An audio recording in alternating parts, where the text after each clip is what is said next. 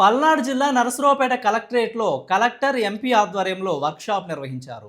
జిల్లాలోని 28 మండలాల్లో మండలానికి ఒక క్లస్టర్ని ఏర్పాటు చేసి స్థానిక ప్రాధాన్యత గల ఉత్పత్తులకు సంబంధించి ప్రాసెసింగ్ యూనిట్ ఏర్పాటు కోసం వర్క్షాప్ నిర్వహించామని ప్రాజెక్టు డైరెక్టర్ ఝాన్సీ రాణి తెలిపారు. క్లస్టర్ ఇవ్వడం జరిగింది. ఆ కన్సర్న్ ఆఫీసర్స్ కూడా వచ్చారు. అగ్రికల్చర్ ఉంటే అగ్రికల్చర్ ఆఫీసర్, హార్టికల్చర్ ఉంటే horticulture officer, plus SNG, APM and MPD ఆ ముగ్గురు కలిసి ప్లస్ కన్సర్న్ బ్యాంకర్. సో ఆ బ్యాంక్ బ్రాంచెస్ ఎవరు ఈ లోన్ శాంక్షన్ చేయాలి వాళ్ళు కూడా ఈ రోజు ఇక్కడికి రావడం జరిగింది. దాంతో పాటు మార్నింగ్ సెషన్లో ఆర్ఎంస్ కూడా ఎక్సెప్ట్ ఎస్బీఐ మిగతా ఆర్ఎంస్ అటెండ్ అయ్యారు. వాళ్ళు కూడా గైడ్ చేశారు. సో ముఖ్య ఉద్దేశం as I already said in the morning also, ఇక్కడికి వెళ్ళేటప్పుడు మీకు డిపిఆర్ క్లారిటీ ఉండాలి. ఏ రకంగా ఎంతమందిని కవర్ చేస్తున్నారు, ఏ ఎక్విప్మెంట్ పెడుతున్నారు, ల్యాండ్ ఏం తీసుకుంటారు, మొత్తం ఫైనలైజ్ చేసినాక మీరు వెళ్ళాలి. దాని తర్వాత procedure will be only to get submitted to the bank and get the sanction done. Implementation కూడా ఏపీఎంస్ దీనిలో వెళ్ళొస్తున్నారు కాబట్టి ఆల్రెడీ సార్ ఎడ్లపాడులో మొరింగా క్లస్టర్కి మషిన్ శాంక్షన్ చేసాము టెండర్ విధానంలోనే. రెండు చోట్ల అరకు కాఫీ స్టాల్ ఓపెన్ చేసి రావడం జరిగింది. అరకు కాఫీ ఏదో ఆంధ్రప్రదేశ్ కాదు, ఇప్పుడు విదేశాల్లో కూడా ఒక బ్రాండ్గా ఎస్టాబ్లిష్ చేసుకోగలిగారు. దానివల్ల ఎవరు బాగా లాభపడతామంటే అక్కడ ఉన్న ఫార్మర్స్ లాభపడతాము.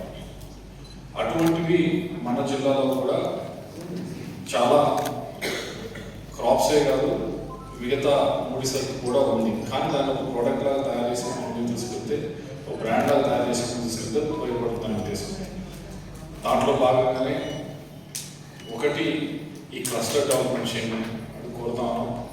దీనికి సంబంధించి ఫిబ్రవరిలో దేశ ఆర్థిక మంత్రి గారు ఇక్కడ ఒక outreach programme, credit outreach programme పెడతాము.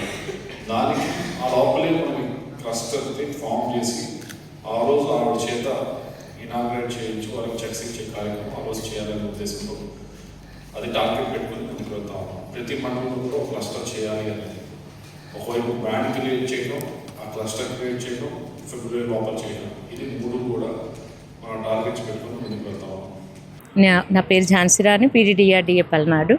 ఇప్పుడు మనం ఈరోజు ఒక కలెక్టర్ గారి ఆధ్వర్యంలో, అదేవిధంగా ఎంపీ గారి ఆధ్వర్యంలో ఒక వర్క్షాప్ ఏర్పాటు చేయడం జరిగింది. మనకి next month central finance minister గారు నిర్మలా సీతారామన్ గారిని మనం ఎక్స్పెక్ట్ చేయడం జరుగుతుంది. మేడం గారి ప్రోగ్రాంకి వచ్చేసరికి మనకి 28 మండలాల్లో కూడా ఒక్కో చోట ఒక్కో క్లస్టర్ని మనం ఐడెంటిఫై చేసి ఆ క్లస్టర్ని స్ట్రెంగ్థనింగ్ చేసి ప్రాసెసింగ్ యూనిట్స్ ప్రారంభించడం అనేటటువంటిది ఈ ప్రోగ్రాం యొక్క ముఖ్య ఉద్దేశం.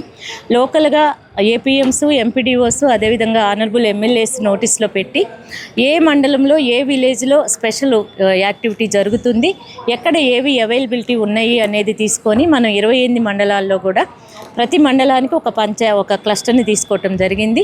అంటే మినిమం 100 మందికి తగ్గకుండా ఎస్హెచ్జి మెంబర్స్ని మనం ఐడెంటిఫై చేసి అక్కడ ఏ ప్రోడక్ట్ అయితే అందుబాటులో ఉంటుందో, డైరీ ఉంటే డైరీ, అదేవిధంగా బియ్యం ఉంటే రైస్ ఉంటే rice, curry leaves, jute bags, అట్లాగే ఈ మష్రూమ్ కల్చరు, ఫిషింగ్ ఉంటే ఫిషింగు, అట్లా ఏది పపాయ ఉంటే పపాయ, అట్లా ఏది అవైలబిలిటీ ఉంటే దాన్ని క్రైటీరియాగా తీసుకొని అమరావతిలో అయితే షీప్ యూనిట్స్ కూడా పెట్టాము.